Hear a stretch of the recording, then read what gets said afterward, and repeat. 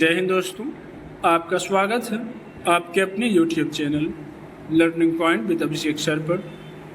दोस्तों, अगर आप चैनल पर नए हैं तो चैनल को सब्सक्राइब कर लीजिए और बेल आइकन प्रेस कीजिए ताकि आप डेली डिक्टेशन पा सकें। दोस्तों, आप सबके लिए उत्तराखंड APS और EPFO और SSC स्टेनोग्रेड सी का कंबाइंड पेड बैच चलाया जा रहा है। उत्तराखंड APS में आपको 3 डिक्टेशन डेली प्रोवाइड किए जाते हैं, जो कि आपके निबंध, योजना, कुरुक्षेत्र, कहानी और आध्यात्मिक लेख के मैटर होते हैं। और EPFO और SSC में आपको 2 डिक्टेशन डेली प्रोवाइड किए जा रहे हैं। जब आपका स्किल टेस्ट डेट लग जाएगा तो 3 डिक्टेशन डेली प्रोवाइड की जाएंगे और लाइव क्लासेस भी अटेंड करी जाएंगी। इसकी जो फीस रखी गई है वो 500 रुपये आपका APS का है। EPFO और ग्रेड C के लिए 600 रुपये फीस रखी गई है। अगर आप इन दोनों बैचों में से किसी में भी जुड़ना चाहते हैं तो आप इस नंबर पर संपर्क कर सकते हैं 7393976701।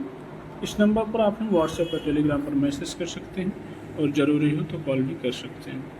आपकी डिक्टेशन शुरू होगी 5 सेकंड बाद।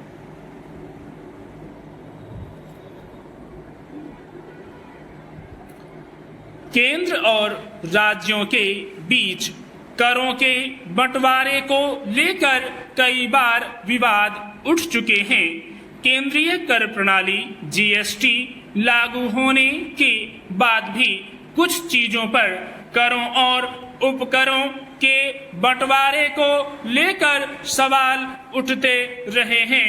खनिजों के स्वामित्व का प्रश्न भी उनमें एक है। केंद्र सरकार ने खनिजों पर कर और उपकर लगाना शुरू किया तो कुछ कंपनियों और राज्य सरकारों ने इस पर सवाल उठाए। आखिरकार सर्वोच्च न्यायालय ने अब स्पष्ट कर दिया है, खनिजों पर राज्य सरकारों का हक होता है, वे उनका पट्टा देने को स्वतंत्र हैं। इसके लिए किए गए करार की एवज में वे जो शुल्क प्राप्त करती हैं उसे कर नहीं कहा जा सकता, वह रॉयल्टी की श्रेणी में आता है। रॉयल्टी को कर नहीं कहा जा सकता। इस फैसले से खासकर ओडिशा और झारखंड को बड़ी राहत मिली है। हालांकि करीब 35 वर्ष पहले भी एक सीमेंट कंपनी ने सर्वोच्च न्यायालय के समक्ष यह मामला उठाया था कि केंद्र सरकार उससे उपकर नहीं वसूल सकती। तब अदालत ने कहा था कि खनिजों पर कर लगाने का अधिकार केंद्र सरकार को है, मगर दूसरे मामले में सर्वोच्च न्यायालय ने करीब 20 वर्ष पहले उस फैसले को पलटते हुए कहा कि पुराना फैसला छापे की गलती से भ्रामक हो गया था। केंद्र को खनिजों पर कर लगाने का अधिकार नहीं है।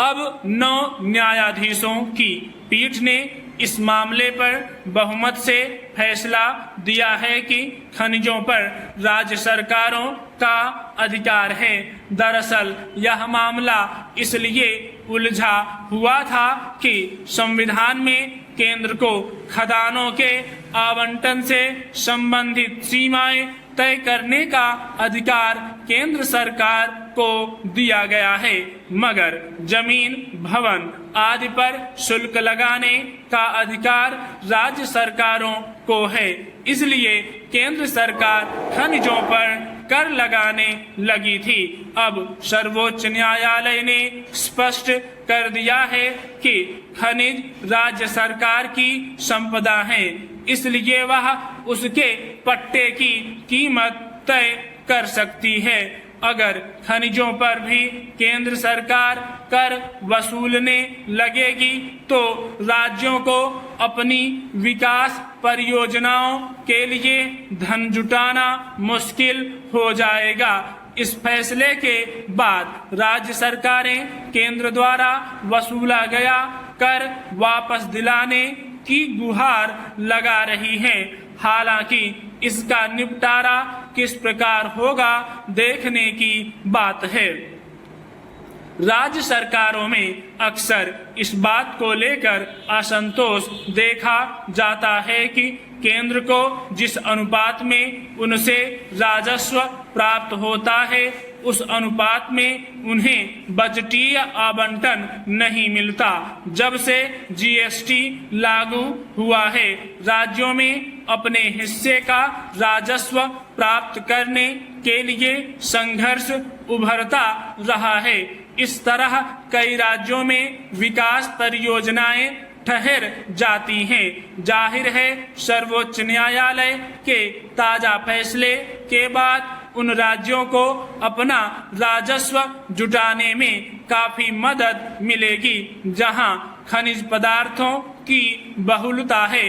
ओडिशा, मध्य प्रदेश, झारखंड आदि राज्यों में कोयला, सीमेंट, लौह अयस्क, पेट्रोलियम आदि पदार्थों की खदानें हैं, मगर वे उनका पूरा लाभ नहीं ले पाती क्योंकि उन पर अभी तक केंद्र सरकार भी अपना हक जताती आ रही थी।